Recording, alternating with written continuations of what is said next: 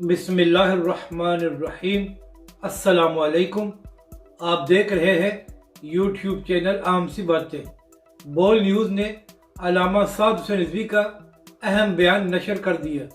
इस वीडियो में हम इसी के मुतालिक बात करेंगे, मगर इससे पहले अगर आपने अभी तक हमारे इस चैनल को सब्सक्राइब नहीं किया तो बराए मेहरबानी सब्सक्राइब कर लें ताकि आप मज़ीद वीडियोज़ को भी देख सकें।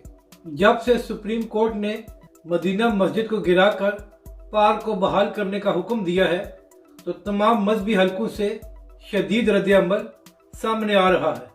इसी हवाले से तहरीक लब्बैक के सरबराह अल्लामा साद हुसैन रिजवी ने भी एक अहम बयान दिया था, जिसमें तहरीक लब्बैक के सरबराह अल्लामा साद हुसैन रिजवी ने कहा कि कोई मुसलमान किस तरह मस्जिद गिराने के फैसले को बर्दाश्त कर सकता है।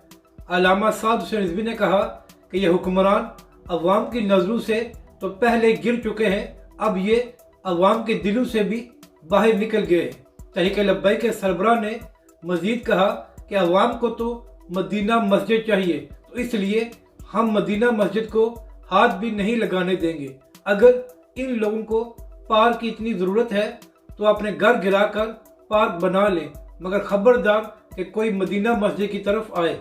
वैसे तो पाकिस्तान का तमाम मीडिया कभी भी तहरीक लब्बैक की खबर नशर नहीं करता, मगर इस लिहाज से बोल न्यूज़ बहुत मुनफरद है कि वो हमेशा तहरीक लब्बैक की खबर को नशर भी करते हैं और अवाम तक पहुंचाते भी हैं। तो इस बार भी अल्लामा साद हुसैन रिजवी का ये अहम बयान मदीना मस्जिद के हवाले से बोल न्यूज़ ने नशर किया है और पूरी अवाम को बताया है कि तहरीक लब्बैक का मदीना मस्जिद के हवाले से क्या मौक़िफ़ है। अपनी राय का ज़रूर इजहार करें कि आपको ये वीडियो कैसी लगी और हमारे इस चैनल को भी सब्सक्राइब करें।